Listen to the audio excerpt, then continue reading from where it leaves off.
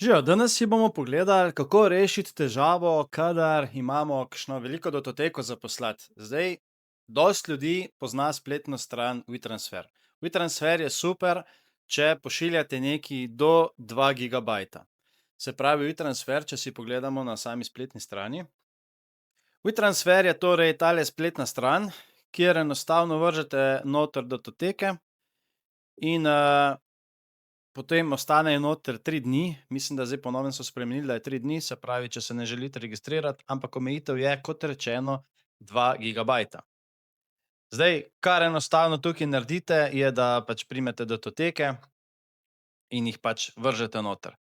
Zdaj, kakor vidite, jaz imam tukaj datoteko, ki je 6,9 gigabajta velika, kar pomeni, da verjetno ne bo želelo poslati oziroma jaz, če želim samo link, bom pač tukaj mogel vpisati svoj mail.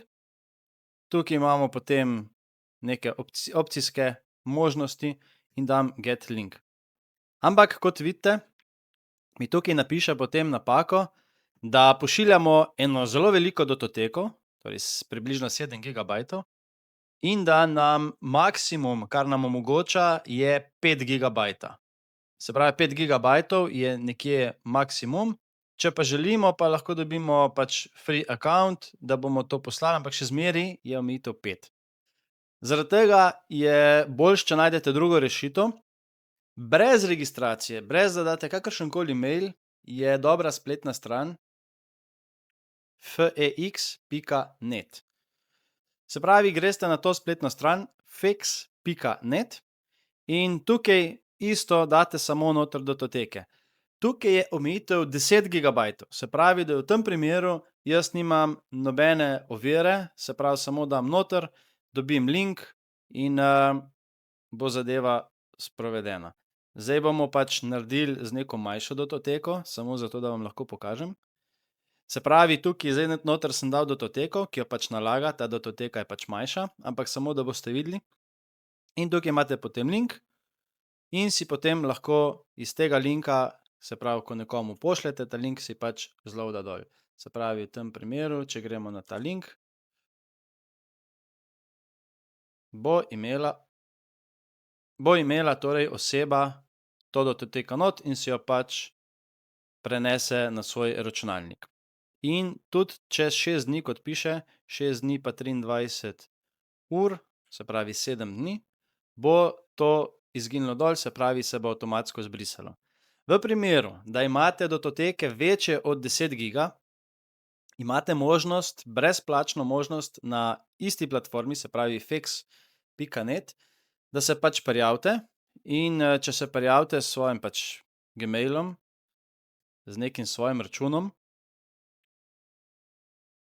takole, vidite, da je omejitev, če pogledamo tukaj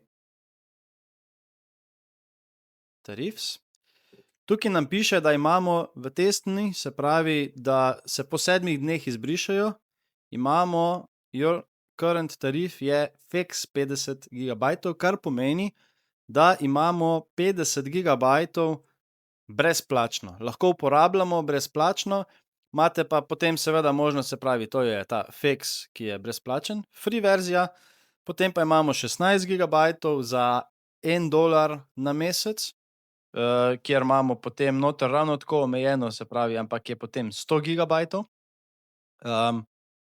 Neomejeno količino, ne, se pravi, samih datotek. Če vzamete seveda za dlje časa, je potem cenejši, se pravi, za 1 leto je cena 5 evrov, za 36 mesecev je cena 9 evrov. Če vzamete več, se pravi, da bi recimo potrebovali 1 terabajt, pri 1 terabajtu, recimo za 1 mesec je 4 evre pa pol na mesec, za celo leto 40. Če bi rabili res največ, je 9 terabajtov, recimo 12 mesecev, 288, kar pride 24 evrov na mesec.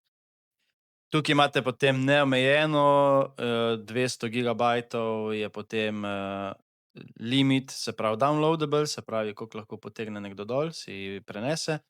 Ampak ja, za pošiljanje, neko osnovno pošiljanje, kar se pravi, da nekomu želite poslati mogoče nek video je odlična varianta, brezplačna, prijavite se noter in uporabljate, po enem tednu se avtomatsko zbriše dol in zadevo pač uporabljate.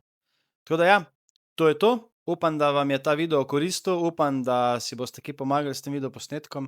Če imate datoteke večje od 2, 5 ali pa 10 gigabajtov, da imate še vedno brezplačno možnost in trenutno je meni osebno ta varianta najbolj všeč.